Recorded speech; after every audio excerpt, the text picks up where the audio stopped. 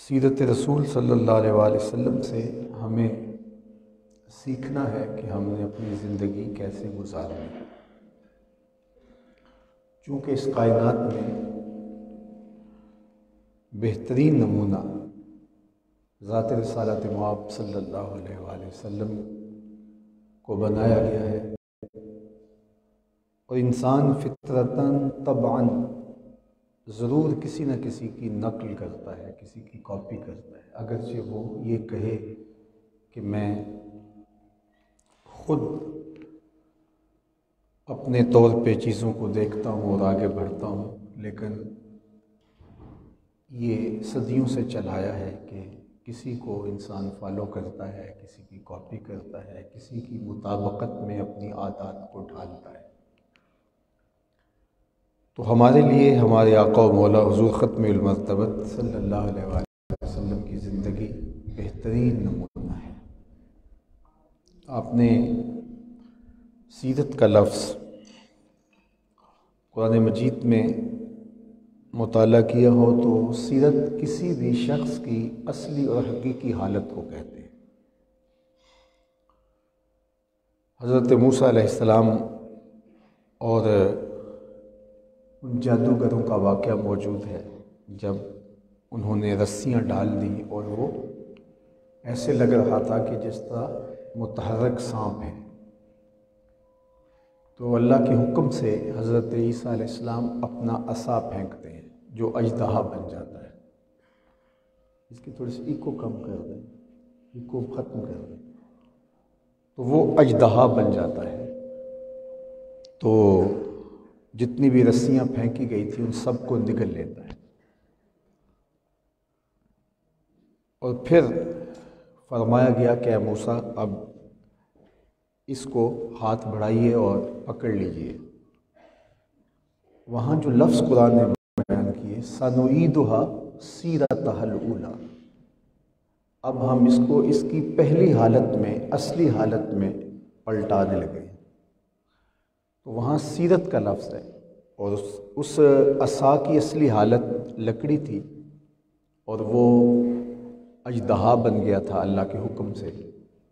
تو کہا کہ اب اس کو آپ دوبارہ پکڑ لیجئے، سَنُعِيدُهَا سِيرَتَهَا الْأُولَىٰ، ہم اس کو اب اس کی اصلی حالت میں پلٹا دیتے ہیں۔ تو سیرت کسی بھی شخص کی اصلی حالت کو کہا جاتا ہے۔ کچھ حالتیں ہم اپنے اوپر بتکلف طاری کرتے ہیں، وہ ہماری سیرت نہیں ہوتی، وہ تصنع ہوتا ہے۔ سیرت حقیقی اور اصلی حالت ہے جو بے تکلف آپ کے وجود سے صادر ہوتی ہے۔ کوئی شخص گاہک سے ہنس ہنس کے مل رہا ہو تو اس کا یہ مطلب نہیں ہے کہ وہ خوش مزاج ہے، یہ اس کی کاروباری صورت ہے۔ وہ آج کل تصویر کھینچنے والا کہتا ہے کہ جناب تھوڑا سا مسکرائیے، تو اس کا مسکرانا اور تصویر میں مسکراتا ہوا چہرہ آ جانا یہ لازم نہیں ہے کہ وہ شخص بہت زیادہ خوش مزاج ہے، یہ تصویر کھنچوانے کی مجبوری ہو سکتی ہے۔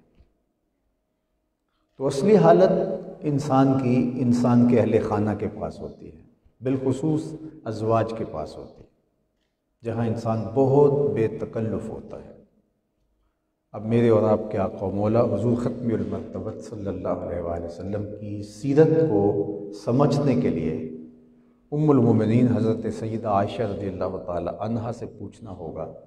تو وہ فرماتی ہیں جب آپ سے حضور کے بارے میں سوال ہوا تو برجستہ کہا کان خلقہ القرآن، اے سائل قرآن کھول کے بیٹھ جا، قرآن کی مطابقت میں حضور کی سیرت کو پائے گا۔ جہاں قرآن نے روکا ہے حضور کو تو وہاں نہیں دیکھے گا، اور جن امور کو بجا لانے کا، جن عادات کو اختیار کرنے کا قرآن نے حکم دیا، ترغیب دی، آپ دیکھیں گے کہ بدرجہ کمال حضور ان عادات کے حامل ہوں گے، ان اوصاف کے حامل ہوں گے۔ ام المومنین حضرت خدیجہ الکبریٰ رضی اللہ تعالی عنہا، جنہوں نے حضور کی سیرت اور حضور کے کردار سے متاثر ہو کر ہی حضور سے شادی کی تھی، جب اپنے غلام میسرہ کو حضور کے ساتھ تجارت کے لیے شام میں بھیجا تو واپس آ کر میسرہ نے حضور کا کردار بتایا کہ یہ تو صالح نوجوان اتنا صاحب کردار ہے کہ کیا کہنے۔ تو حضرت خدیجۃ الکبریٰ رضی اللہ تعالیٰ عنہ نے فیصلہ کر لیا کہ ایسے صالح نوجوان کے ساتھ اپنی زندگی لگا دینی چاہیے، اور انہوں نے نہ صرف حضور سے نکاح کیا، مکے کی متمول ترین خاتون تھی، اپنا سارا مال حضور کے قدموں میں ڈھیر کر دیا۔ عمومی طور پہ جب نکاح ہوتا ہے تو شوہر حق مہر دیتا ہے، ادھر حضرت سیدہ نے اپنا سارا مال حضور کے قدموں میں ڈھیر کر دیا اور کہا کہ یہ میرا نہیں، یہ آپ کا ہے، اور آپ نے وہ سارا مال غرباء میں ضرورت مندوں میں تقسیم کر دیا۔ تو حضور کے کردار سے متاثر ہو کر حضرت خدیجۃ الکبریٰ رضی اللہ تعالی عنہا حضور سے نکاح کرتی ہیں۔ اب وہ نمایاں خوبیاں کیا تھیں جن سے حضرت خدیجۃ الکبریٰ متاثر ہوئیں، اور پھر جب قریب ہو کر کے دیکھا تو حضور کی سیرت ان کے سامنے اور کھل کے آئی۔ تو صحیح بخاری میں، دیگر کتب حدیث میں، سیرت کی تمام کتابوں کے اندر یہ واقعہ تفصیل کے ساتھ موجود ہے۔ جب حضور کے قلب اطہر پر پہلی وحی کا نزول ہوا تو قرآن ہے، خود قرآن نے کہا کہ اگر یہ پہاڑوں پہ نازل ہوتا تو وہ بھی خشیت الہی سے ریزہ ریزہ ہو جاتے۔ یہ تو حضور کا قلب اطہر تھا کہ اس بوجھ کو سہار گیا، ورنہ قرآن تو اپنی ہیبت رکھتا ہے، لیکن اثرات حضور کے قلب اطہر پہ ہوتے ہیں، اور آقا کریم محسوس کرتے ہیں جس طرح سخت سردی ہے۔ تو اسی حالت میں حضور گھر آئے اور ام المومنین حضرت خدیجۃ الکبریٰ رضی اللہ تعالیٰ عنہ سے کہا، یا خدیجہ زملونی، مجھے چادر دو، مجھے سردی لگ رہی ہے، مجھے اندیشہ جاں ہے۔ تو انہوں نے اپنی چادر حضور کے کندھوں پہ ڈالتے ہوئے حضور کو تسلی آمیز کلمات کہے۔ وہ حضور کی سیرت کا سرنامہ ہے، وہ 6 چیزیں حضور علیہ السلام کے سامنے انہوں نے رکھی حضور کو تسلی دیتے ہوئے، اور یہی آج کی میری گفتگو کا عنوان ہے، اور مجھے اور آپ کو یہ سیکھنا ہے، بالخصوص ہماری نسل کو یہ سیکھنا ہے کہ ہم اپنی زندگی کے لیے یہ واضح راستے اختیار کرنے ہوں گے، اور یہ کوئی غور فکر تدبر کر کے حضور سے کوئی چیز تلاش نہیں کی، بلکہ برجستہ حضور کے بارے میں انہوں نے یہ کلمات کہے۔ بعض اوقات ہمیں کسی کے بارے میں کہا جاتا ہے کہ اس کے بارے میں اپنے تاثرات بیان کیجیے، تو ہم سوچتے ہیں اور پھر کوئی عنوان تیار کرتے ہیں اور اس کے بارے میں کچھ کہتے ہیں۔ تو اس کا مطلب یہ ہے کہ جس شخص کے بارے میں کہا جا رہا ہے اس کی صفات اتنی واضح نہیں ہیں کہ میں برجستہ کہہ سکوں، مجھے کچھ سوچنا پڑے گا۔ لیکن کچھ لوگ ایسے ہوتے ہیں کہ ان کے وصف اتنے نمایاں ہوتے ہیں کہ جب آپ ان کے بارے میں کسی سے کوئی ان کے بارے میں پوچھے تو آپ برجستہ بول دیتے ہیں۔ تو یہ نمایاں خوبیاں ہوتی ہیں۔ تو حضور علیہ السلام کے بارے میں ام المومنین نے برجستہ کہا۔ جب آقا کریم نے کہا کہ مجھے اندیشہ جاں ہے اور مجھے چادر اوڑھا دو، تو انہوں نے تسلی دیتے ہوئے کہا، کلا واللہ لا یخزیک اللہ ابدا انک لتصل الرحم وتحمل الکلہ وتکسب المعدوم وتصدق الحدیث وتقری الضیف وتعین علی نوائب الحق۔ انہوں نے کہا کہ آپ کا رب آپ کو کبھی بھی بے آبرو نہیں ہونے دے گا، آپ پریشان نہ ہوئیے، آپ کا رب آپ کو کبھی بھی بے آبرو نہیں ہونے دے گا۔ کیوں؟ انک لتصل الرحم، آپ کا وصف نمایاں یہ ہے کہ آپ صلہ رحمی کرتے ہیں، رشتہ داروں کے ساتھ سلوک اچھا کرتے ہیں۔ جو شخص رشتہ داروں کے ساتھ سلوک اچھا کرے اللہ اس کو زندگی میں بے آبرو نہیں ہونے دیتا۔ اور میرے اور آپ کے آقا و مولا نے یہ بھی ارشاد فرمایا، جو شخص یہ چاہے کہ اس کے رزق میں اضافہ ہو اور عمر میں برکت ہو، وہ رشتہ داروں کے ساتھ سلوک اچھا کرے۔ عمومی طور پہ ہم کہتے ہیں کہ اگر کوئی 2 قدم پیچھے ہٹے گا تو ہم 4 قدم پیچھے ہٹیں گے، تو یہ پھر کیا کمال ہوا؟ وہ 2 قدم پیچھے ہٹا اور آپ 4 قدم پیچھے ہٹ گئے، تو یہ تو فاصلے بڑھنے شروع ہو گئے۔ 2 قدم وہ پیچھے ہٹا، 4 قدم آپ پیچھے ہٹ گئے، تو 6 قدم کا فاصلہ بڑھ گیا۔ اب مزید وہ 2 قدم پیچھے ہٹے گا تو آپ پھر 4 قدم پیچھے ہٹ جائیں گے۔ تو یہ کیا کمال ہوا کہ جو اس نے کیا آپ اس سے 2 گنا وہی کر دیا؟ نہیں میاں، وہ 2 قدم پیچھے ہٹے گا تم کو ہم پیچھے نہیں ہٹنے دیں گے، ہم تجھے بھی جیت لیں گے ایک دن محبت کے زور پہ، تمہیں پیچھے نہیں ہٹنے دیں گے۔ حضرت عقبہ بن عامر رضی اللہ تعالیٰ عنہ کو حضور نے وصیتیں کی تھی، ان میں سے 3 وصیتوں کو وہ بیان کرتے ہوئے ارشاد کرتے ہیں کہ آقا کریم نے کہا تھا سل من قطعک سل من قطعک وات من حرمک واعف عمن ظلمک، جو تجھ سے تعلق توڑے تو اس سے تعلق جوڑ، جو تیرے سے زیادتی کرے تو اسے معاف کر دے، اور جو تجھے محروم رکھے تو اس کی جھولیاں بھر دے۔ تو جب رویہ یہ ہوگا معاشرت میں کہ ہم بدی کرنے والے کے ساتھ بھی نیکی کرنے کا سوچیں گے، تو پھر معاشرہ صالحیت کی طرف گامزن ہو جائے گا۔ اور ہم اگر یہ طے کر لیں کہ جو اینٹ اٹھائے گا ہم پتھر اٹھائیں گے، جو 1 قدم پیچھے ہٹے گا ہم 10 قدم پیچھے ہٹیں گے، تو پھر معاشرہ جو ہے وہ بہت باہمی بود کا شکار ہو جائے گا، پھر معاشرہ نہیں رہے گا۔ چونکہ میں اور اگر یہ طے کر لیں کہ جو میرے مطابق ہے اور جس کی فکر میری مطابقت میں ہے تو میں اسی کے ساتھ چل سکوں گا، تو پھر آپ کسی کے ساتھ بھی نہیں چل سکتے، چونکہ 2 لوگوں کے درمیان کلی موافقت پائی ہی نہیں جاتی۔ جس طرح اللہ تعالیٰ نے 2 لوگوں کے نشانات انگوٹھا ایک جیسے نہیں بنائے، 2 لوگوں کی شکلیں ایک جیسی نہیں بنائی، 2 لوگوں کی آواز ایک جیسی نہیں بنائی، اللہ تعالیٰ نے 2 لوگوں کو مزاج بھی ایک جیسا نہیں دیا۔ یہ تنوع جو مزاج کے اندر ہے یہ اللہ تعالیٰ کی شان ہے۔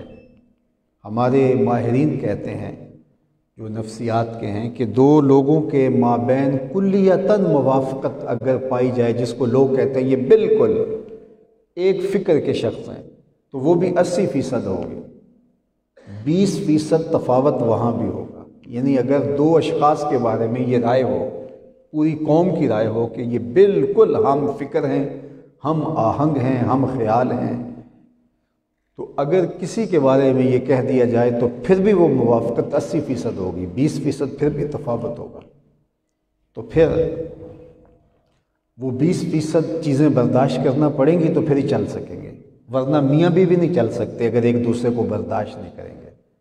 میرے اور آپ کے آقا و مولا نے کتنی خوبصورت بات ارشاد فرمائی کہ اگر عورت کی تمہیں کچھ چیزیں ناپسند ہوں گی تو کچھ ایسی بھی تو ہوں گی جو تمہیں پسند ہوں گی۔ گھروں کو جوڑنے کے لیے کتنا خوبصورت فارمولہ دیا۔ تو جب ہم کسی کو دیکھتے ہیں تو اس کی خوبیاں دیکھتے ہیں، نہ یہ ہے کہ جب ہم اس کی خامیاں دیکھنا شروع کر دیں تو پھر کوئی بھی شخص ایسا نہیں ہے سوائے انبیاء کی ذوات کے کہ جو خامیوں سے مبرہ ہو۔ اور پھر کیا ہوگا کہ ہم ایک تو کسی کو خامیوں سے مبرہ سمجھ نہیں پائیں گے اور ہم اس وجہ سے اس کو ترک کر دیں گے، یا پھر ہے کہ جو میرے سوچنے سمجھنے کا انداز ہے وہ اس کا نہیں ہے، یہ میری موافقت نہیں رکھتا تو لہٰذا میں اس کے ساتھ نہیں چل سکتا، تو معاشرہ پھر تشدد اور افتراق میں مبتلا ہو جائے گا۔ تو معاشرے کے اندر جو تعلق توڑنے کی شعوری کوشش بھی کرے اس کے بھی کہا گیا کہ سل من قطعک، جو کینچی لے کر آئے تو سوئی لے کے آگے بڑھ جائے اور سینے کی کوشش کر، پرونے کی کوشش کر، واعف عمن ظلمک، اور جو تیرے پہ زیادتی کرے تو اسے معاف کر دے۔ اب ہر شخص بدلہ لینے پہ اتر آئے تو معاشرے پر تو ہر وقت جنگ و جدل کا ماحول طاری رہے، سویر سے لے کر شام تک ہم کتنے لوگوں کو معاف کرتے ہیں، لیکن اس لیے معاف کرتے ہیں کہ ہم بدلہ لے نہیں سکتے، لیکن اگر ہم اس لیے معاف کریں کہ ہمارے آقا نے یہ بتایا ہے اور انسانی اعلیٰ اقدار اس بات کی ہمیں تعلیم دیتے ہیں کہ معاف کر دیا جائے، تو پھر اس معاف کرنے سے جو ہمیں اجر ملے گا، اللہ اکبر۔ میرے اور آپ کے آقا مولا نے 3 چیزیں قسم کر کے کہی تھی، حضرت ابو کبشہ الانماری رضی اللہ تعالی عنہ کی مرویات سے ہے، حضور نے 3 چیزیں قسم کر کے کہی، ان میں سے ایک چیز ما نقص مال عبد من صدقہ، کہ صدقے سے مال گھٹتا نہیں ہے، اگرچہ آپ کا اکاؤنٹنٹ یہی بتاتا ہے کہ اتنے سے اتنے نکال دو گے تو باقی اتنے بچیں گے، لیکن فرمایا کہ میں یہ قسم کر کے کہتا ہوں کہ صدقے سے مال گھٹتا نہیں۔ دوسری بات کہ جو شخص سوال کرنے لگ جاتا ہے، مانگنے لگ جاتا ہے، اس کی ضرورت پوری نہیں ہوتی، وہ ساری زندگی مانگتا ہی رہتا ہے۔ تیسری بات فرمائی کہ میں اس بات پر بھی قسم دیتا ہوں کہ جو کسی کو معاف کر دے اس کی عزت میں کمی نہیں آئے گی۔ تو ہمیں معاف کرنے کا، لوگوں کو برداشت کرنے کا، اور کوئی دور ہوتا ہے تو اس کو نیڑے کرنے کا سبق اور درس دیا گیا، بالخصوص رشتہ داروں کے ساتھ۔ خون کا رشتہ ہے یا دودھ کا رشتہ ہے، ان کے ساتھ ہمیں جو ہے وہ قربت اختیار کرنے کی تلقین کی گئی ہے، چونکہ انسان کو حقیقی مسرت ان رشتوں کے پاس ملتی ہے۔ اگرچہ میں دور موجود کے فتنوں سے آگاہ ہوں کہ رشتہ دار ناک میں دم کر دیتے ہیں، اور رشتہ داروں سے نبھانا کوئی اتنا آسان کام بھی نہیں ہے، لیکن مشکل کام بھی کرنا ہے، اور ہمارے دین نے ہمیں یہ تلقین فرمائی ہے کہ، اور میرے حضور کا نمایاں وصف جو مومنین نے بیان کیا وہ یہی بیان فرمایا، اِنَّكَ لَتَصِلُ الرَّحِمَ، آپ صلہ رحمی کرتے ہیں، رشتہ داروں کے ساتھ آپ کا سلوک مثالی ہے۔ اور مکے والوں نے جو کچھ حضور کے ساتھ کیا تھا وہ کس سے مخفی ہے؟ راستے میں گڑھے کھودے، کانٹے بچھائے، اوجھنیاں پھینکیں، کوڑے ڈالے، کیا کچھ نہیں ہوا۔ لیکن آقا کریم جب مکے کو دوبارہ تشریف لائے فاتح بن کے، 10,000 کا لشکر حضور علیہ السلام کے ساتھ تھا، تو ان کا خیال تھا کہ آج تو گردنیں کٹ جائیں گی، لیکن میرے اور آپ کے آقا مولا حضور ختم المرتبت کی آرزو یہ تھی کہ خون نہ بہے، بلکہ فرمایا صحابہ کو کہ تم کچھ فاصلوں پہ خیمے لگاؤ اور ہر شخص اپنے خیمے کے آگے آگ جلائے، اور ادھر سے حضرت عباس رضی اللہ تعالیٰ عنہ کو بھیجا، اور وہ کہیں سے ابو سفیان کو ایسی جگہ پہ لے آئے جہاں سے یہ لشکر دکھائی دے رہا تھا۔ تو دور حد نگاہ تک پھیلا ہوا یہ لشکر دیکھا تو نفسیاتی طور پہ مرعوبیت پیدا ہوئی، اور وہ حضرت عباس کو کہنے لگا کہ تیرے بھتیجے کی بادشاہت قائم ہو گئی۔ حضرت عباس نے کہا کہ یہ بادشاہت نہیں، یہ نبوت ہے۔ اب اتنا بڑا لشکر دیکھ کر کے نفسیاتی طور پہ وہ دباؤ میں آ گیا، اور آپ جانتے ہیں کہ فتح مکہ معمولی سی مزاحمت ہوئی ایک دو جگہوں پہ اور مکہ فتح ہو گیا۔ اب حضور جب تشریف لائے تو اب یہ جتنے لوگ تھے یہ سارے دست بستہ کھڑے تھے، اور انہیں یہ تھا کہ گردنیں کٹیں گی، اور اگر بہت زیادہ رعایت ہوئی تو شہر بدر تو ضرور کیے جائیں گے۔ تو آقا کریم علیہ السلام نے فرمایا کہ بتاؤ میں تمہارے ساتھ سلوک کیا کروں؟ تو انہوں نے کیا کہا، کریم باپ کے کریم بیٹے ہو، ہم آپ سے خیر کی توقع رکھتے ہیں۔ تو انہیں یہ تھا کہ چلو جاں بخشی ہو جائے، چاہے شہر بدر کر دیا جائے، لیکن حضور کے جواب سے ان کی آنکھیں پھٹی کی پھٹی رہ گئیں۔ آقا کریم نے فرمایا کہ آج میں وہی کہوں گا جو حضرت یوسف علیہ السلام نے اپنے بھائیوں سے کہا تھا، لا تثریب علیکم الیوم اذهبوا انتم الطلقاء، جاؤ تم سب آزاد ہو، آج میں تم سے مواخذہ نہیں کروں گا۔ یہ حیرت زدہ ہو گئے کہ ہم نے کیا سلوک کیا تھا اور آج ان کا سلوک کیا۔ مکی زندگی میں حضور نے کعبۃ اللہ میں داخل ہونے کے لیے کعبۃ اللہ کے کلید بردار عثمان بن طلحہ سے تالا کھولنے کا کہا، تو اس نے انکار کر دیا، نہیں آپ کے لیے کھولوں گا۔ آج حضور فاتح بن کے آئے تو فرمایا این عثمان بن طلحہ، عثمان بن طلحہ کدھر ہے؟ تو وہ حاضر خدمت ہوا، تو فرمایا دروازہ کھولو، تو اس نے دروازہ کھولا۔ جب حضور واپس تشریف لائے تو اب سب صحابہ کو تھا کہ پتہ نہیں یہ کس کے بخت جاگتے ہیں، اور کعبۃ اللہ کی کلید برداری کا اعزاز حضور کس کو عطا کرتے ہیں، اور ہر ایک شخص کے سینے میں یہ آرزو مچل رہی تھی کہ یہ اعزاز مجھے ملے۔ لیکن حضور نے پھر فرمایا عثمان بن طلحہ کدھر ہے؟ تو حاضر خدمت ہوا، تو آقا کریم نے اس کے ہاتھ میں چابی رکھتے ہوئے فرمایا کہ یہ چابی قیامت تک تمہاری نسلوں سے بھی کوئی نہیں چھین سکے گا سوائے ظالم کی۔ اور آج بھی جو شیبی خاندان ہے کعبۃ اللہ کا کلید بردار، یہ حضرت عثمان بن طلحہ کی اولاد سے ہے۔ 1450 سال بیت گئے اس بات کو، تو آج بھی اس خاندان کے ساتھ وہ کلید چلی آتی ہے، اور کلید بردار وہی خاندان ہے۔ تو جب حضور کا یہ شفقتوں بھرا انداز دیکھا تو اس نے کہا حضور ہاتھ بڑھائیے، میں آپ کا غلام بننا چاہتا ہوں، تیری تک کے ادامہ میں مرید ہو گئی۔ تو یہ تھا صلہ رحمی کا رنگ، یہ تھا قریش مکہ کے ساتھ حضور کا رویہ۔ جن لوگوں پر سختی کی اور جن لوگوں کے لیے سخت احکام تھے وہ ان کی گستاخی اور ان کے معاملے جو ہے وہ بہت حد سے تجاوز کیے ہوئے تھے، لیکن ان میں بھی کعب بن زہیر تھا جس کے بارے میں سخت حکم تھا، من لقی منکم کعب بن زہیر فلیقتلہ، تم میں سے اگر کوئی کعب بن زہیر کو ملے تو اس کو قتل کر دے۔ اور یہ بھاگ گیا مکہ چھوڑ کے، لیکن اس کے بھائی نے کہا کہ تو مسلمانوں سے بچ تو نہیں سکتا، کہاں چھپے گا، گلی گلی میری یاد بچھی ہے، پیارے رستہ دیکھ کے چل، مجھ سے اتنی وحشت ہے تو میری حدوں سے دور نکل، کدھر جائے گا؟ تو وہ مدینہ المنورہ پہنچ گیا، حضور مکے سے مدینہ جا چکے تھے اور سحر کا وقت تھا، تو وہ مسجد نبوی میں اپنے چہرے کے اوپر چادر لپیٹ کے آ گیا اور حضور تشریف لائے تو کہا کہ حضور اگر کعب کو ڈھونڈ لائیں تو اسے معاف کر دو گے؟ تو آقا کریم مسکرا کے فرمایا کعب تو آ جو گیا ہے، جا تجھے معاف کر دیا۔ تو اس کا خیال تھا کہ اگر معافی مل گئی تو میں اپنا آپ ظاہر کر دوں گا، نہ ملی تو پھر چپکے سے نکل جاؤں گا، لیکن جب یہ سنا تو اس نے کہا حضور میں اس زبان سے آپ کی حجب کہا کرتا تھا، اگر اجازت ہو تو اسی زبان سے آپ کی نعت کہنا چاہتا ہوں۔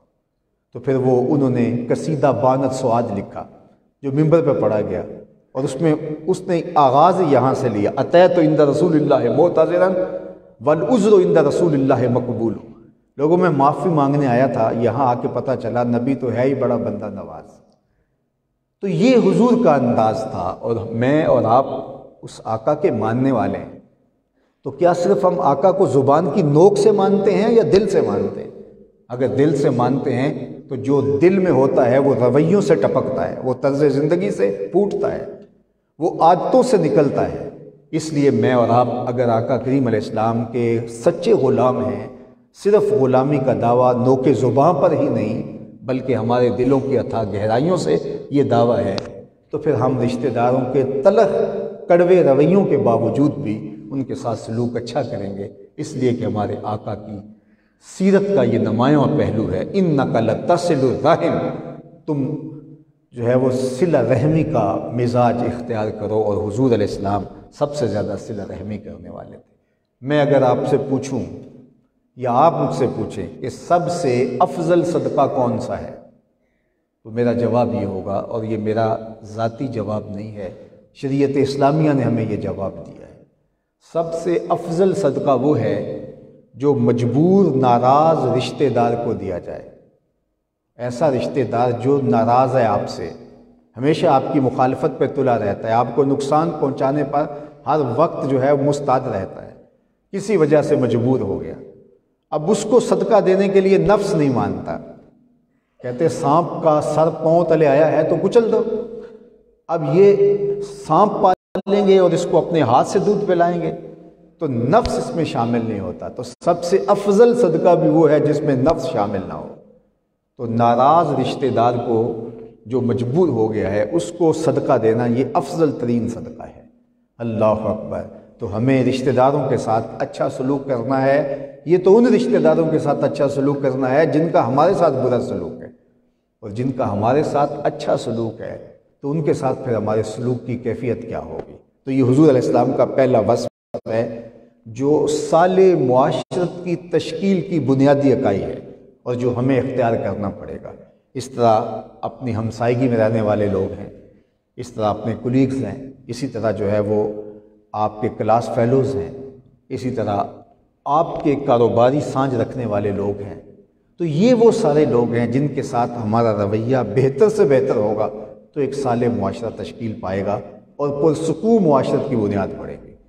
تو یہ حضور کا نمایاں وصف بیان کیا ام المومنین نے۔ دوسرا وصف فرمایا وَتَصْدُقُ الْحَدِيث، آپ ہمیشہ سچ بولتے ہیں، آپ کا رب آپ کو کبھی رسوا نہیں ہونے دے گا، اس لیے کہ آپ کی طبع میں یہ شامل ہے کہ آپ کی زندگی بھر آپ کی زبان پر کبھی جھوٹ نہیں آیا، ہمیشہ آپ نے سچ بولا ہے۔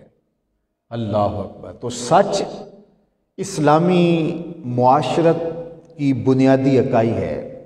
کوئی بھی معاشرہ جو سچ کا خوگر ہو، معاشرہ آگے بڑھتا ہے اور اس معاشرے میں طمانینت اور سکون اور قرار ہوتا ہے، اور جس معاشرے میں سچائی نہیں ہوتی، جھوٹ ہوتا ہے، وہ معاشرہ کبھی بھی تسکین نہیں پا سکتا، نہ آگے بڑھ سکتا ہے۔ آج ہمارے مسائل کیا ہیں؟ اس کے اوپر کمیشن بٹھا لیں اور اس کے اوپر بڑی تحقیقات کروائیں۔ سیدھی سیدھی باتیں ہیں کہ ہم وہ بنیادی چیزیں جو ہمارا معاشرہ بھی طے کرتا ہے، دانش مند بھی طے کرتے ہیں، پوری دنیا کے سمجھدار لوگ بھی کہتے ہیں، اور ہمارا دین اور ہمارے آقا کی سیرت ہمیں بتا رہی ہے کہ ہم نے سچ بولنا ہے، اور مومن ہو اور سچا نہ ہو یہ نہیں ہو سکتا۔ آقا کریم علیہ السلام سے پوچھا گیا کہ مومن بزدل ہو سکتا ہے؟ فرمایا نہیں، مومن بہادر ہوتا ہے، لیکن ہو سکتا ہے کبھی وہ بزدلی بھی کر جائے، آخر بشری تو ہے۔ پھر پوچھا گیا کہ مومن بخیل ہو سکتا ہے؟ فرمایا نہیں، مومن سخی ہوتا ہے، لیکن ہو سکتا ہے کبھی بخل بھی کر جائے۔ بلکہ ایک مقام پہ فرمایا کہ یہ جو اولاد ہے مبخلتن و مجبنتن، اولاد تھوڑا تھوڑا بخیل بنا دیتی ہے اور تھوڑا تھوڑا کنجوس بنا دیتی ہے۔ جب اولاد نہیں ہوتی تو بندہ بڑا شاہ خرچ بھی ہوتا ہے اور مشکل میں کود بھی جاتا ہے، لیکن اولاد ہوتی ہے تو پھر مشکل میں چھلانگ لگانے سے قبل سوچتا ہے کہ میرا کوئی انتظار کر رہا ہے، پھر سیونگ بھی کرتا ہے کہ میری اولاد بھی ہے۔ تو فرمایا اولاد تھوڑا تھوڑا بخیل بنا دیتی ہے اور تھوڑا تھوڑا کنجوس بھی بنا دیتی ہے۔ سخی لوگ بھی اولاد کے بعد تھوڑا سا سوچ لیتے ہیں۔ تو کہا کہ مومن سخی ہوتا ہے لیکن ہو سکتا ہے کبھی وہ بخل بھی کر جائے، مومن بہادر ہوتا ہے لیکن ہو سکتا ہے کبھی وہ کمزوری بھی دکھا جائے۔ یہ دو سوال ہوئے۔ تیسرا سوال حضور سے ہوا، مومن جھوٹا ہو سکتا ہے؟ تو فرمایا مومن جھوٹا نہیں ہو سکتا، یہاں کوئی گنجائش نہیں تھی، یہ نہیں ہو سکتا کہ مومن ہو اور جھوٹا ہو، یہ نہیں ہو سکتا۔ اب میں اور آپ دعویٰ ایمان رکھتے ہیں، میں اور آپ اپنے اندر اتر کے اپنے آپ سے پوچھیں کہ ہم کھڑے کہاں ہیں؟ بات بات پہ جھوٹ بولنا ہم فن سمجھ بیٹھے ہیں۔ ہمارا تاجر کہتا ہے جناب جھوٹ نہیں بولیں گے تو سودا ہی نہیں بکتا۔ میں کہتا ہوں جاپان والے کیسے بیچ لیتے ہیں، ہمارا کیوں نہیں بکتا؟ ہماری نیتوں کے اندر درآئی خباثت اور خرابی ہمیں جو ہے وہ حجتیں سکھاتی ہے، جبکہ مومن کی زندگی سچ سے جڑی ہوئی ہے۔ اللہ کے محبوب علیہ السلام نے ایک دن صحابہ سے فرمایا الا انبئکم باکبر الکبائر، میں تمہیں بڑے بڑے گناہوں کی خبر نہ دوں؟ یعنی جو کبیرہ گناہوں میں بھی اکبر الکبائر ہے، کبیرہ گناہوں میں بھی آگے بڑے کبیرہ گناہ ہیں۔ تو صحابہ نے عرض کی قلنا یا رسول اللہ، بلا یا رسول اللہ، ہم نے کہا کیوں نہیں حضور، ارشاد فرمائیے۔ تو آقا کریم نے فرمایا الاشراک باللہ، سب سے پہلے بڑا گناہ جو اکبر الکبائر ہے وہ اللہ کے ساتھ کسی کو شریک ٹھہرانا ہے۔ وہ وحدہ لا شریک ہے، اس کا کوئی شریک نہیں۔ اور اگر کوئی اللہ کے ساتھ کسی کو شریک ٹھہراتا ہے اس کی ذات میں، اس کی صفات میں، تو یہ اکبر الکبائر ہے، سب سے بڑا گناہ ہے۔ دوسری بات ارشاد فرمائی وعقوق الوالدین، اور والدین کی نافرمانی کرنا، والدین کا دل دکھانا، ان کو تکلیف دینا، ان کو اذیت پہنچانا، چاہے لاڈ کے اندر ہم کر رہے ہوں۔ بعض کا تو ہوتا ہے کہ میرا باپ ہے اور آگے سے وہ میرے اس رویوں پر بھی تلخ نہیں ہوتا، وہ تو باپ کا ظرف ہے، وہ تو ماں کا ظرف ہے، تو بندہ جو ہے وہ ماں باپ کو اذیت دیتا ہے۔ یہ اکبر الکبائر، کبیرہ گناہوں میں بھی آگے بڑا کبیرہ گناہ ہے۔ اور پھر حضور تیسرا بیان کرنے سے قبل وجلس وکان متکئا، حضور ٹیک لگائے بیٹھے تھے، حضور نے ٹیک چھوڑ دی۔ اس کا مطلب یہ ہے کہ اب جو بیان کرنے لگے ہیں وہ انتہائی اہم چیز ہے۔ اور پھر فرمایا الا وقول الزور، سن لو اور جھوٹ بولنا، الا وقول الزور، سن لو جھوٹ بولنا۔ حضور بار بار یہی لفظ بولے جا رہے تھے، الا وقول الزور، الا وقول الزور۔ راوی کہتا ہے ہم آرزو کر رہے تھے کہ حضور سکوت اختیار کر لیں، حضور مشقت میں مبتلا ہیں، یہ بار بار فرما رہے ہیں اور جھوٹ بولنا اور جھوٹ بولنا اور جھوٹ یہ کہے جا رہے تھے حضور، اور حضور نے ٹیک چھوڑ دی۔ صحیح بخاری اور باقی کتب حدیث میں یہ روایت موجود ہے۔ تو بڑے گناہوں میں جھوٹ بولنا اس قدر برا ترین گناہ ہے کہ حضور کی طبیعت پر بوجھ آ گیا، اور بار بار حضور فرما رہے ہیں اور جھوٹ بولنا اور جھوٹ بولنا۔ اور حدیث پاک میں آتا ہے جب کوئی شخص جھوٹ بولتا ہے تو اس کے منہ سے بدبو نکلتی ہے، جس کو عام لوگ تو محسوس نہیں کر پاتے ہیں، لیکن اللہ کے نورانی فرشتے، رحمت کے فرشتے اس کو محسوس کرتے ہیں اور وہ کئی میل پیچھے ہٹ جاتے ہیں۔ اور ایک شخص جھوٹ بولتا ہے، رحمت کے فرشتے پیچھے ہٹ جاتے ہیں۔ اب مجھے بتائیے، جس گھر میں باپ بیٹے سے جھوٹ بول رہا ہو، بیٹا باپ سے بول رہا ہو، ماں بیٹی سے بول رہی ہو، بیٹی ماں سے بول رہی ہو، ساس بہو سے، بہو ساس سے، تو اس گھر سے تو بدبو کے ببھوکے اٹھ رہے ہوں گے۔ تو رحمت کے فرشتے تو کبھی اس گلی سے بھی نہیں گزرے ہوں گے جہاں سے اتنا جھوٹ اور اتنی بدبو اٹھتی ہو۔ اب گھر میں بے برکتی، نحوست، لڑائی، تشدد، افتراق، الجھنیں۔ ہم نے کیا سمجھا؟ کسی نے تعویذ ڈال دی، ہم نے کہا کسی نے کالا جادو کر دیا، کسی نے بندش کر دی۔ اب بھاگے ہم بابوں کے پاس کہ جناب تو وہ تو بیٹھا اسی لیے ہے، عامل تو بیٹھا اسی لیے ہے، اور اگر اس نے تمہیں طریقے سے سمجھایا کہ میاں اپنے معاملے سیدھے کرو تو پھر اس کا کام تو ختم۔ اس نے کہا تم تو وقت پہ آ گئے، اگر نہ آتے 2 دن تو یہ تو تعویذ چل جانے تھے اور کچھ رہنا نہیں تھا، تو اب آپ کو اتنے اتوار آنا پڑے گا، اتنے منگل آنا پڑے گا، اتنے بدھ آنا پڑے گا، اور یہ تعویذ اس طرح استعمال کرنا، یہ اس طرح استعمال کرنا، اور کالا بکرا بھی دینا پڑے گا۔ اب ہم چل پڑے ایک دوسری سمت، اور ہم نے یہ نہ سوچا کہ بدکاری کا تعویذ، جھوٹ کا تعویذ، جھوٹ کا کالا جادو چلا ہے ہمارے گھر کے اندر، اور اس کو ہم چھوڑنے کے لیے تیار نہیں ہیں۔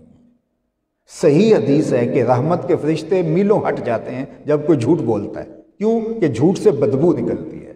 رحمت کے فرشتے اس کو برداشت نہیں کر پاتے، پیچھے ہٹ جاتے ہیں۔ اور سویر سے شام تک ماں بیٹے سے جھوٹ بول رہی ہے، بیٹا ماں سے جھوٹ بول رہا ہے، باپ بیٹے سے جھوٹ بول رہا ہے، بیٹا باپ سے جھوٹ بول رہا ہے، بھبھوکے اٹھ رہے ہیں گھر سے بدبو کے، تعفن کے۔ تو مجھے بتائیے اس گھر میں برکت کیسی ہوگی؟ تو آئیے اپنے گھروں کو سچائی کے نور سے منور کریں، وہاں سے سچائی کی خوشبو پھوٹے۔ سچائی خوشبو رکھتی ہے، جھوٹ بدبو رکھتا ہے۔ اس لیے مجھے اور آپ کو سچ پر آنا ہوگا، اور کیوں نہیں آئیں گے؟ ہمارے نبی اعلان نبوت سے قبل بھی صادق اور امین کہلاتے تھے۔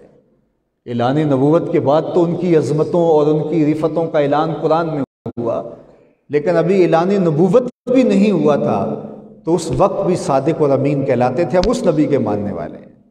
اللہ اکبر! یہ ہے میرے اور آپ کے آقا و مولا کی شان۔ جب کوہ صفا پہ حضور لے گئے صنادید قریش کو، تو یہی ان کو کہا نا کہ لوگوں، اگر میں کہوں پہاڑ کی دوسری جانب سے ایک لشکر آ رہا ہے جو تمہیں طاقت و تاراج کر کے رکھ دے گا، تو میری بات مان لو گے؟ تو انہوں نے برجستہ کہا اگر نظر نہ بھی آیا تو ہم کہیں گے ہم اندھے ہیں، آپ سچے ہو۔ آپ کی صداقت پہ اتنا یقین ہے ہمیں۔ اللہ اکبر! میں اور آپ، کیا میرے بارے میں کوئی آنکھیں بند کر کے کہہ سکتا ہے کہ آپ اتنے سچے ہو؟ آپ کے بارے میں کوئی آنکھیں بند کر کے کہہ سکتا ہے؟ تو کہنا چاہیے، ہمیں اتنا سچا ہونا چاہیے، اس لیے کہ ہم صادق اور امین نبی کے ماننے والے۔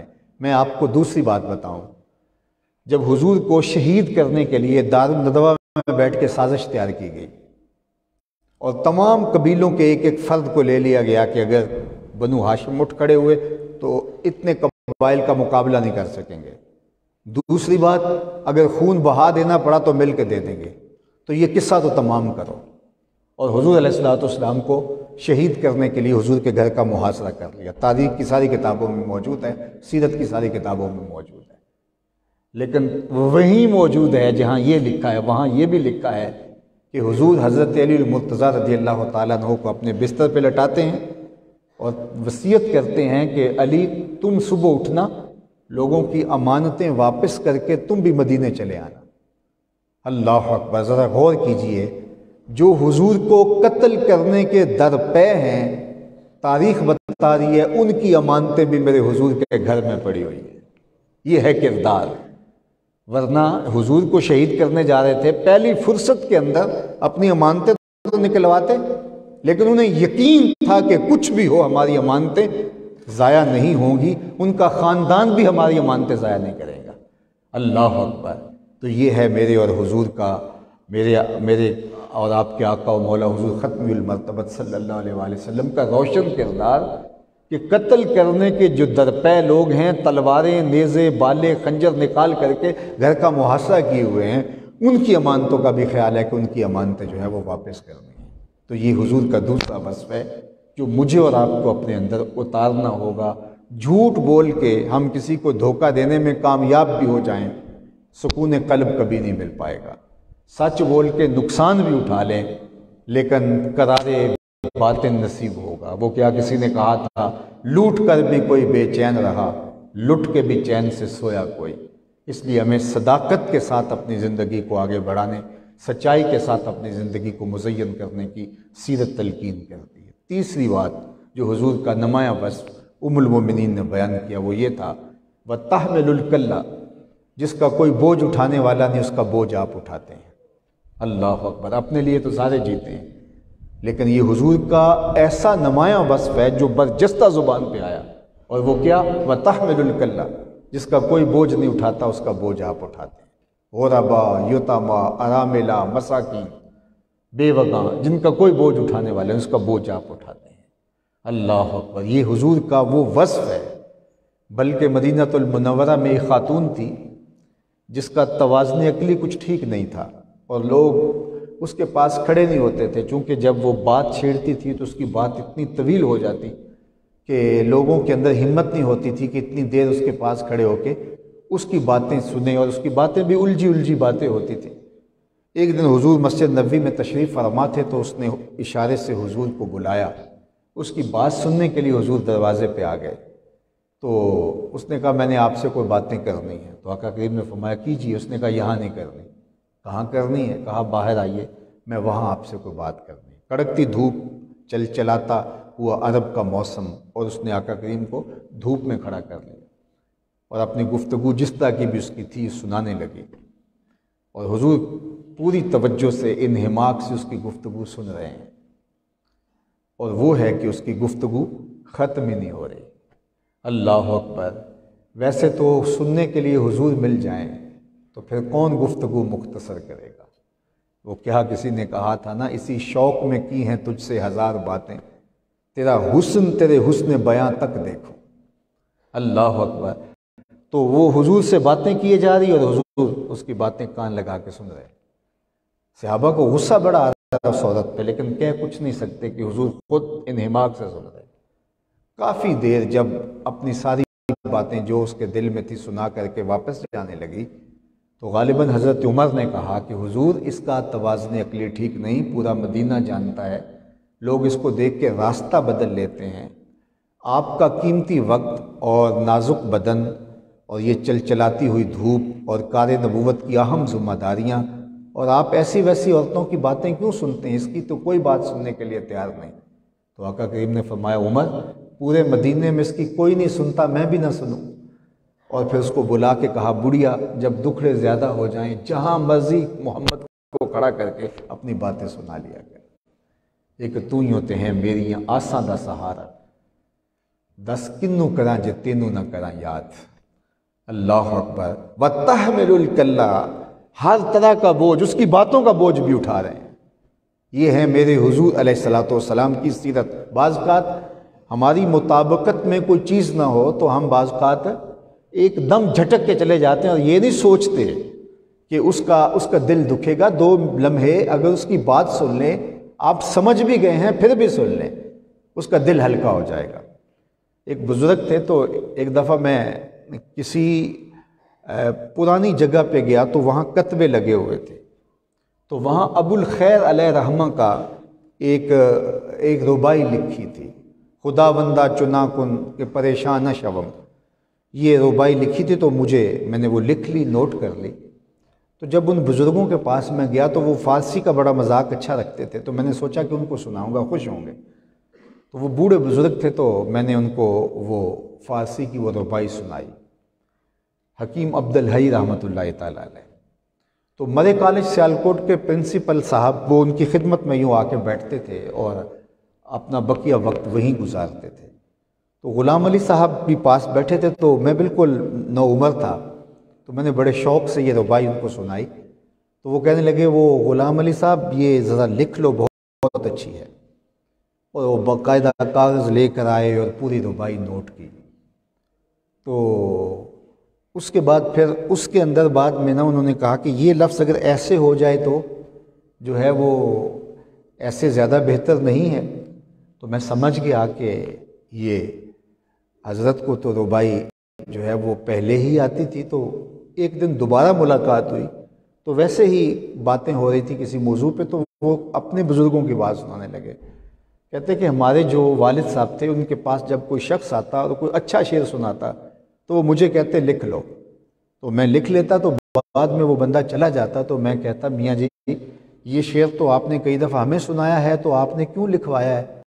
تو کہتے کسے دی دل جوئی ہو جائے تو ہمارا کیا بگڑتا ہے؟ تو ہم تو کیا کرتے ہیں کہ کوئی اگر اچھا شعر کوئی سنانے لگے اور ہمیں آتا ہو تو ہم پہلے پڑھ کے بتا دیتے ہیں کہ تم تکلف نہ کرو، یہ مجھے آتا ہے۔ تو چھوٹی چھوٹی چیزوں سے کسی کی دل جوئی ہوتی ہے۔ اب اس عورت کی ساری باتیں حضور سن رہے ہیں اور اس کی باتیں الجھی ہیں۔ یہ اعلیٰ اقدار زندگی سے کہتے ہیں، حسن سے کہتے ہیں، جمال اسے کہتے ہیں، خوبصورتی سے کہتے ہیں۔ آپ اور میں کس کو خوبصورتی کہتے ہیں؟ ان چیزوں کا نام سیرت ہے، ان چیزوں کا نام کردار ہے۔ لوگوں کی دل جوئی کرنا، شکستہ دلوں کو جوڑنا، لوگوں کی ضروریات کا خیال رکھنا، کسی کا دکھڑا سن لینا۔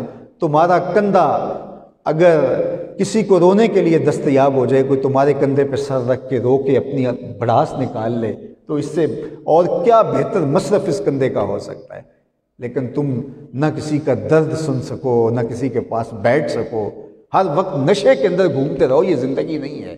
زندگی خود غرضی کا نام نہیں ہے، زندگی اوروں کے لیے جینے کا نام ہے۔ وَتَحْمِلُ الْكَلَّ، جس کا کوئی بوجھ اٹھانے والا نہیں، اس کا بوجھ آپ اٹھاتے ہیں۔ اور پھر چوتھا وصف حضور کا بیان کیا، وَتَقْسِبُ الْمَعْدُومَ، جس کا کوئی کمانے والا نہیں، اس کے لیے آپ کمائی کرتے ہیں، اس کی ضرورت آپ پوری کرتے ہیں۔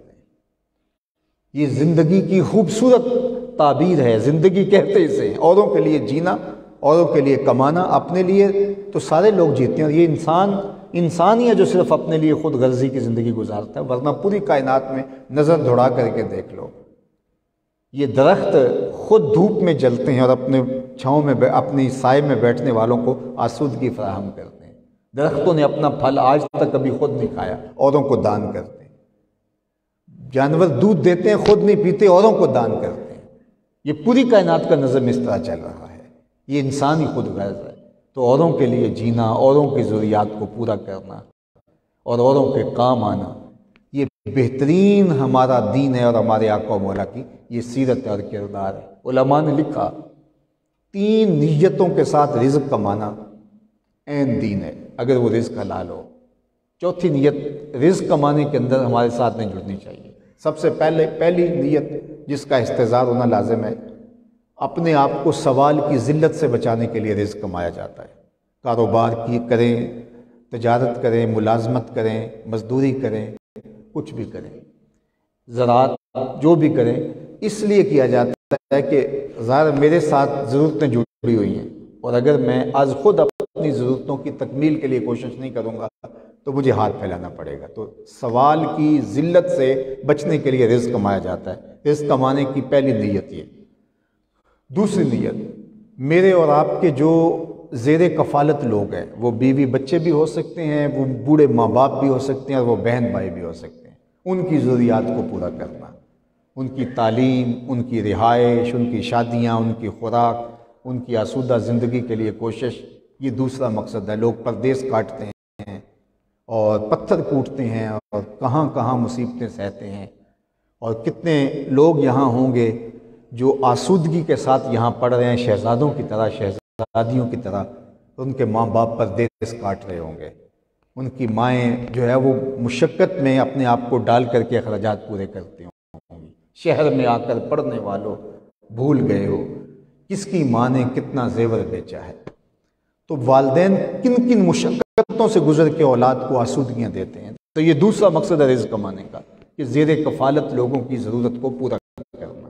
تیسرا مقصد رزق کا یہ ہے کہ اللہ مجھے میری اور میرے زیر کفالت لوگوں کی ضرورت سے زیادہ دے دے، تو میں معاشرے کے ان لوگوں کی مدد کروں گا جو کسی وجہ سے اپنی ضروریات کو پورا نہیں کر سکتے، کثیر العیال ہیں، غریب ہیں، اپاہج ہیں، بیمار ہیں، کوئی سبب ہے کہ وہ اپنی ضروریات کو پورا نہیں کر سکتے، تو اللہ مجھے میری اور میرے زیر کفالت لوگوں کی ضرورت سے اگر زیادہ دے تو پھر میں ان پر انویسٹ کروں گا۔ یہ تیسرا مقصد ہے۔ ان 3 مقاصد کے حصول کے لیے اگر آپ رزق حلال کماتے ہیں تو التاجر الصدوق مع النبیین، تو سچا تاجر ہے تو قیامت کے دن پیغمبروں کے ساتھ اٹھایا جائے گا۔ الکاسب حبیب اللہ، وہ محنت کرتا ہے، مزدوری کرتا ہے تو وہ اللہ کا محبوب قرار پاتا ہے، تو وہ عین دین بنتا ہے۔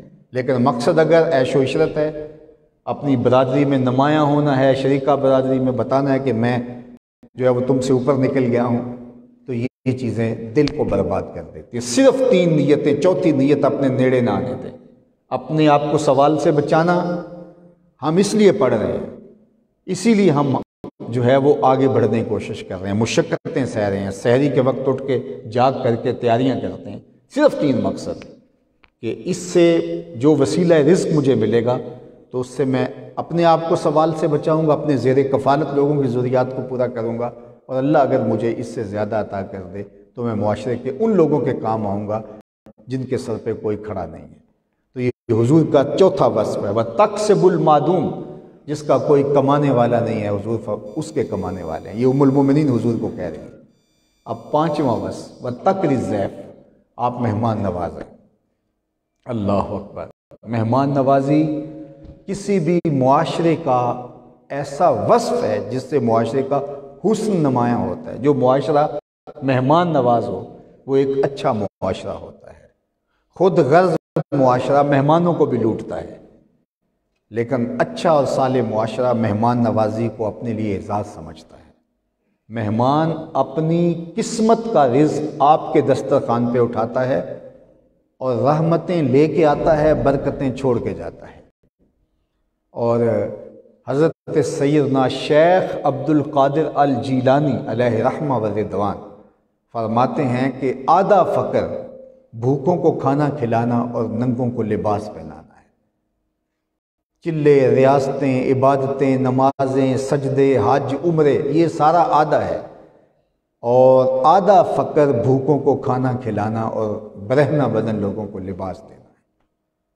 تو فقیروں کا یہ مزاج ہے، اور یہ حضور کے فقر کی علامت ہے کہ کوئی شخص مہمان نواز ہو۔ اٹ کھڑکے دکڑ وجے تتا ہوئے چلہ، آن فقیر کھا کھا جاون راضی ہوئے بلا۔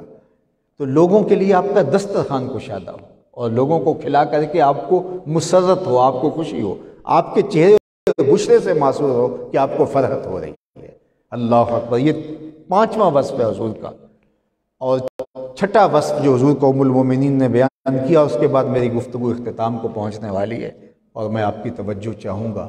وَتُعِينُ عَلَىٰ نَوَائِبِ الْحَقِّ، ام المومنین نے کہا کہ آپ کا 6واں وصف یہ ہے کہ جو حق کے راستے میں پھنس جاتے ہیں آپ ان کے سر پہ کھڑے ہوتے ہیں، مصیبت زدوں کے کام آتے ہیں۔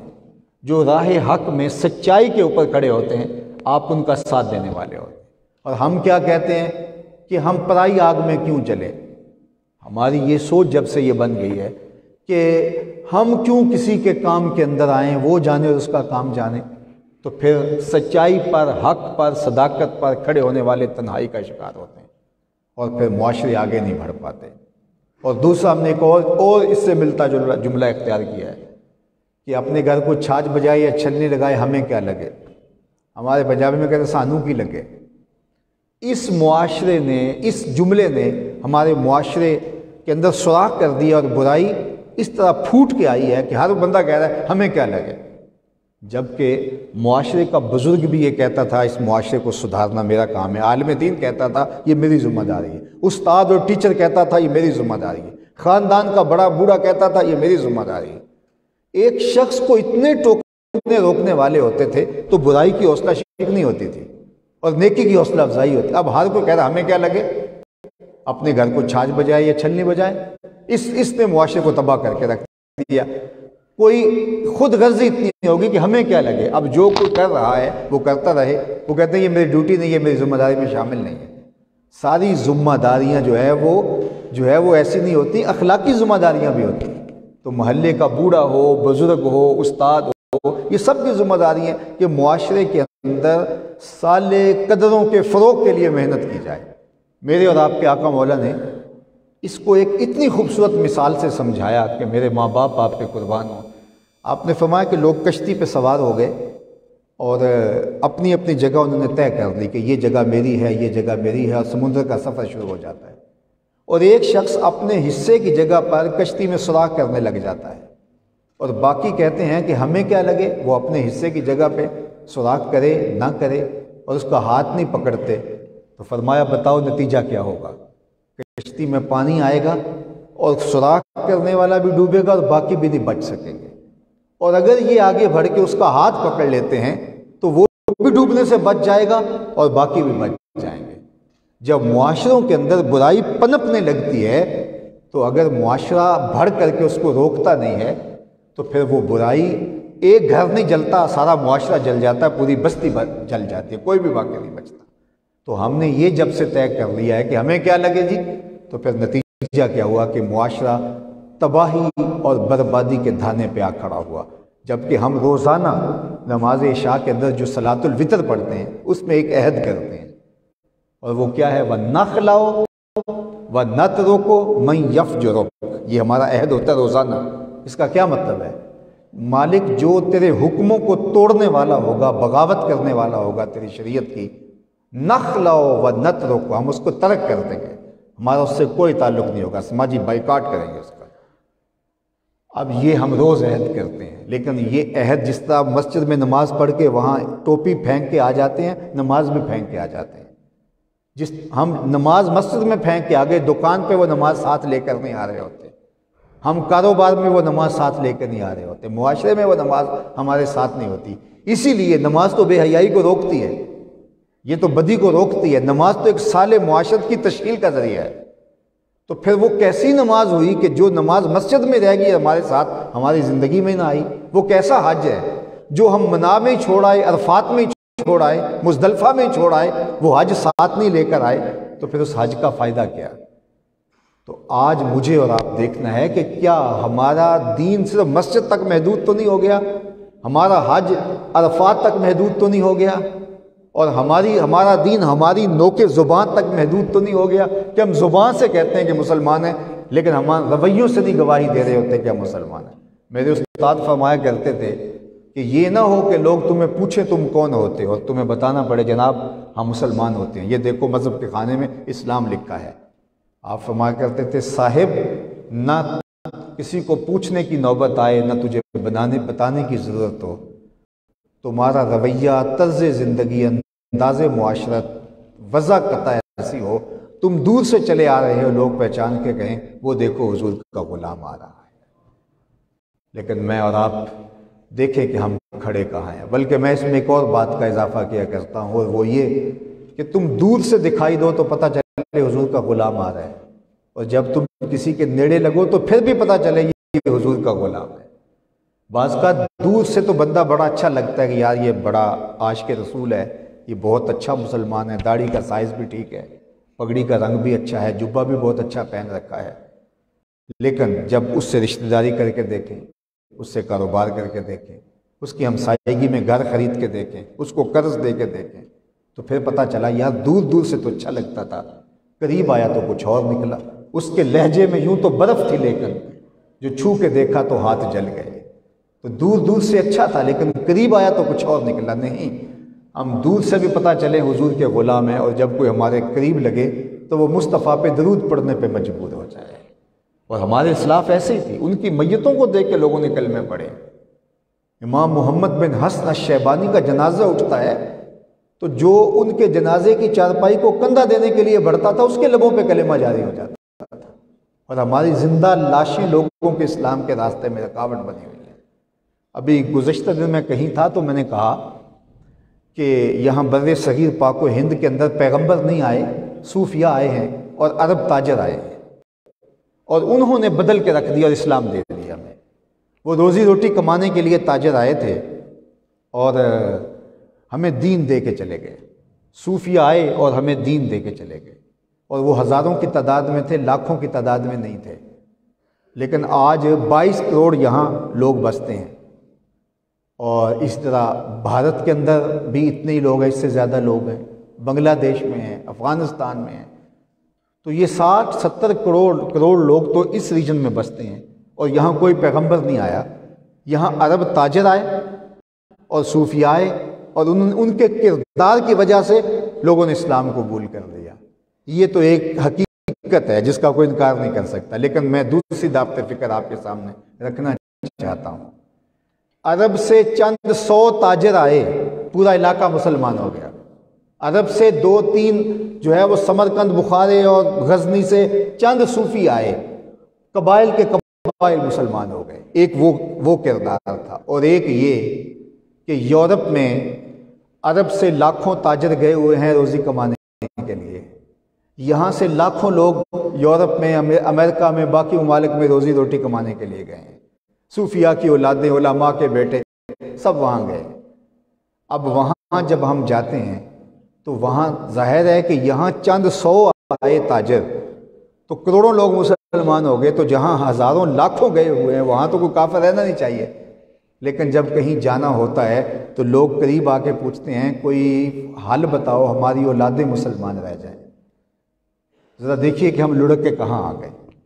تاجر وہ بھی تھے، وہ یہاں آئے تو کفر مٹا ڈالا، اور یہاں کے تاجر اب اس کفرستان میں گئے تو وہ فکر کر رہے ہیں کہ ہمارے اپنے بچے بچ جائیں اور ہماری اپنی اولادیں جو ہے وہ ان کے کفر سے بچ جائیں۔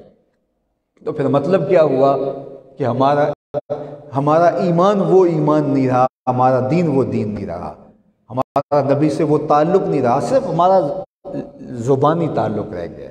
لیکن یہاں روحی تعلق درکار ہے، اندر کا تعلق درکار ہے، پھر نتیجہ جو ہے وہ پیدا ہوتا ہے۔ حضرت شاہ نقشبند بخاری علیہ الرحمہ نے کہا جس شخص کی خاموشی فائدہ نہیں دیتی اس کی تقریر بھی فائدہ نہیں دیتی۔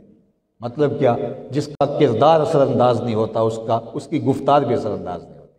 مجھے بتائیے کہ جو ہمارے صوفی آئے تھے انہوں نے اتنی تقریریں کی تھی جتنی آج ہم سن رہے ہیں۔ فیس بک اٹھائیے، یوٹیوب اٹھائیے، چینلز اٹھائیے، جتنی تقریریں، روز جلسے ہو رہے ہیں، روز محافل ہو رہی ہیں، محافل نعت ہو رہی ہیں، کیا کچھ ہو رہا ہے۔ اب مجھے یہ بتائیے کہ انہوں نے اتنا کچھ کیا تھا؟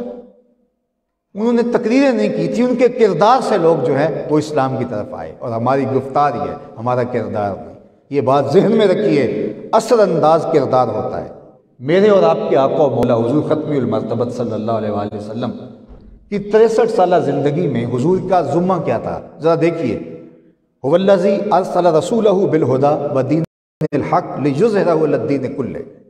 حضور کو جو ٹائم پیریڈ دیا گیا وہ 63 برس ہے، اور جو ذمہ داری دی، کام جو کرنا تھا وہ کیا تھا؟ پوری دنیا پر اسلام کو غالب کرنا، پورا نظام شریعت دینا، اور اس کے لیے وقت کتنا ہے؟ 63 برس۔ اب 40 سال تک اعلان ہی نہیں کیا۔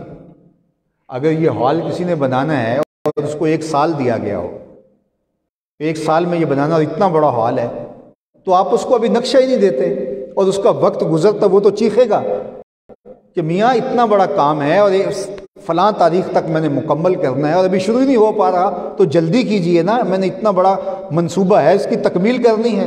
اب منصوبہ کیا ہے؟ لیظہرہ علی الدین کلہ، تمام ادیان پر دین اسلام کو غالب کرنا، اور ٹائم پیریڈ کیا ہے؟ 63 سال، اس میں بھی 40 سال گزر گئے۔ پھر اس کے بعد کہا چل اب کام شروع کیجئے، وَأَنذِرْ عَشِيرَتَكَ الْأَقْرَبِينَ، وہ بھی پہلے 3 سال کہا صرف جو قریب قریب لوگ ہیں ان کو دعوت دیجئے۔ 3 سال کے بعد کہا پہ آپ دعوت عام دیجئے۔ اب کام اتنا بڑا ہے، اور جو ٹائم پیریڈ ہے وہ 23 برس ہیں، اور ان میں بھی 3 برس کہا کہ ابھی مخفی کام کرنا ہے۔ اللہ اکبر! اب ذرا غور کیجئے، اب اس پر تفکر کیجئے۔ لیکن جب ہم غور کرتے ہیں تو وہ یہ ہے کہ ان 23 سالوں کے کام کے اندر بھی حضور کے 40 سال کردار کا رنگ ہے۔ وہ 40 سالہ کردار ہی جو اس کام کو اٹھاتا ہے۔ تو میرا اور آپ کا مسئلہ کیا ہے؟ پوری امت مسلمہ کا مسئلہ کیا ہے؟ ہمارا مسئلہ یہ ہے کہ ہمارے پاس گفتار رہ گئی ہے، ہمارے پاس کردار نہیں رہا۔ اقبال نے کہا تھا نا، وائز قوم کی وہ پختہ خیالی نہ رہی، برق طبعی نہ رہی، شعلہ مکالی نہ رہی، رہ گئی رسم آزاں، روح بلالی نہ رہی، فلسفہ رہ گیا، تلقین غزالی نہ رہی، مسجد مرثیہ خواہ ہیں کہ نمازی نہ رہے، یعنی صاحب اور صاحب و حجازی نہ رہے۔ جب شکوے کی زبان اقبال نے کھولی تو لہجہ تھوڑا تلخ ہو گیا، لیکن جب جواب آیا تو سارا نشہ اتر گیا۔ شکوہ کیا ہے؟ صفائے دہر سے باطل کو مٹایا ہم نے، نو انسانی کو غلامی سے چھڑایا ہم نے، تیرے کعبے کو جبینوں سے بسایا ہم نے، تیرے قرآن کو سینوں سے لگایا ہم نے، پھر بھی ہم سے گلہ ہے کہ وفادار نہیں، ہم وفادار نہیں، تو بھی تو دلدار نہیں۔ بہت سخت جملہ ہو گیا، لیکن اب اس کا جواب آئیے، صرف صیغہ بدلتا ہے، لفظ وہی ہے۔ اب جواب ادھر سے آ رہا ہے، صفائے دہر سے باطل کو مٹایا کس نے، نو انسانی کو غلامی سے چھڑایا کس نے، میرے کعبے کو جبینوں سے بسایا کس نے، میرے قرآن کو سینوں سے لگایا کس نے، تھے تو آبا وہ تمہارے ہی مگر تم کیا ہو، ہاتھ پہ ہاتھ دھرے منتظر فردا ہو، ہر کوئی مست مئے ذوق تن آسانی ہے، تم مسلمان ہو یہ انداز مسلمانی ہے، حیدری فقر ہے نئے دولت عثمانی ہے، تم کو اسلاف سے کیا نسبت روحانی ہے، وہ معزز تھے زمانے میں مسلمان ہو کر، تم خار ہوئے تارک قرآن ہو کر۔ تو آج ہمارا مسئلہ یہ ہے کہ ہم قرآن کو سر پہ اٹھاتے ہیں، چومتے ہیں، آنکھوں سے لگاتے ہیں، خوشبو لگاتے ہیں، غلاف میں لپیٹتے ہیں، لیکن قرآن جو ہے کیا بتا رہا ہے وہ ہم پڑھنے کے لیے تیار نہیں، اور اگر بھی پڑھیں تو وہ بھی کتاب ثواب رہ گئی ہے۔ یہ صحیفہ جو زندگی بدلنے والا تھا ہم اس طرف تو گئے ہی نہ، بلکہ اقبال کا یہاں لہجہ دیکھیے، بندے صوفی و ملا اسیری حیات از حکمت قرآن گیری، با آیاتش ترا کار جزی نیست کہ از یاسین او آسام بمیری۔ اقبال کہتے ہیں تو جاہل صوفی اور کاہل ملا کے ایسے پھندے میں پھنسا کہ تو نے قرآن سے زندگی تلاش نہیں کی۔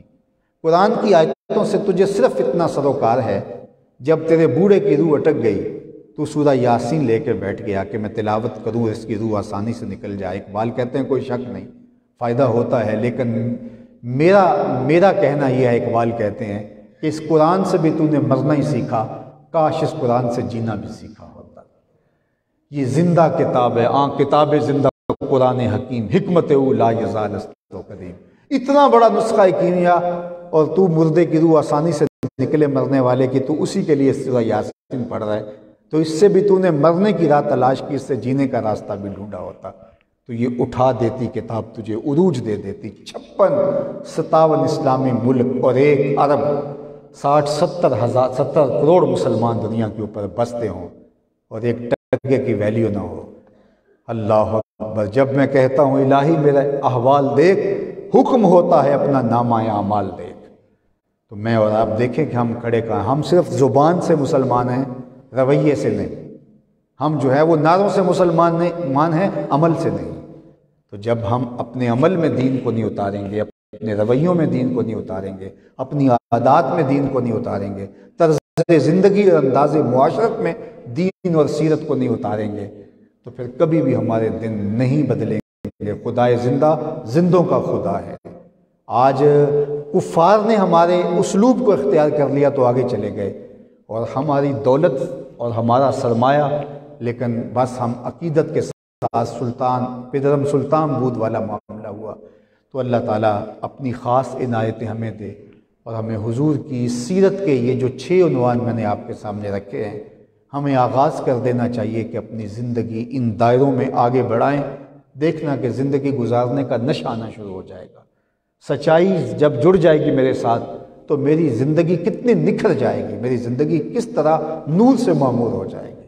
جب میں لوگوں کی زیادتیوں کے باوجود معاف کر دوں گا اور بدلہ نہیں لینا چاہوں گا، اور رشتہ داریوں کا پاس رکھوں گا، ان کے تلخ رویوں کے باوجود بھی مٹھاس بانٹوں گا، تو میری طبیعت کے اندر نکھار آئے گا، میری ٹینشنیں ختم ہو جائیں گی، میرے معاملے درست ہوتے چلے جائیں گے۔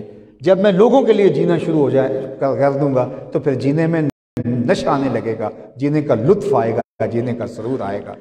جب میں ان کے لیے کمانے کی فکر میں لگ جاؤں گا جن کا کوئی کمانے والا نہیں ہے، تو میرے لیے اللہ رحمت کے دروازے اور رزق کے دروازے کھول دے گا۔ اور جب میں لوگوں کی مشکلات میں ان کے ساتھ کھڑا پایا جاؤں گا تو پھر اللہ کی رحمتیں میرے اوپر نازل ہوگی، اور جب میں دسترخوان کشادہ کر دوں گا تو پھر اللہ تعالیٰ میرے لیے مائدہ بھیجے گا، آسمان سے نزول فرمائے گا۔ لیکن اگر میں ان ساری چیزوں کو مانتا ہوں، سیرت کا احترام کرتا ہوں، اپنے نبی پہ جان دینے کے لیے تیار ہوں، لیکن یہ سب کچھ کرنے کے لیے تیار نہیں ہوں، تو پھر میں تنہائی میں بیٹھ کر کچھ دیر سوچوں ضرور کہ میں جس اسلام کی بات کر رہا ہوں یہ کون سا اسلام ہے۔ اگر میں اپنے رویوں میں تبدیلی نہیں کرنی اپنی مرضی ہے۔ اسلام کا تو معنی ہے گردن نہادن، سر تسلیم خم کر دینا۔ یہ تو اگر ابو جہل کو پتہ چل جاتا کہ مرضی اپنی ہی کرتے رہیں گے، صرف کلمہ ہی پڑھنا ہے، تو اس کو بھی اختلاف کرنے کی کیا ضرورت تھی کہ صرف لا الہ الا اللہ محمد رسول اللہ پڑھنا ہے، باقی جو چاہیں کریں، تو پھر اس کو مخالفت کرنے کی کیا ضرورت تھی؟ اس کو پتہ تھا کہ کلمہ پڑھنے کا مطلب یہ ہے کہ جب کلمہ پڑھ لیا تو پھر انہی کے ہو گئے، پھر اپنی خواہش بھی ترک کر دی۔ تو آئیے میں اور آپ اپنی زندگی کو ان کے بتائے ہوئے اسلوب کے مطابق گزارنے کی کوشش کریں۔ بار دیگر میں عالی مرتبت ذمہ داران کا، ڈاکٹر صاحب کا اور آپ کی ساری ٹیم کا، اور عزیز طلباء، طالبات، بہنیں، بیٹیاں اور بیٹے اور بھائی جتنے بھی تشریف لائے، ان کا شکر گزار بھی ہوں کہ میرے جیسے شخص کی گفتگو سنی۔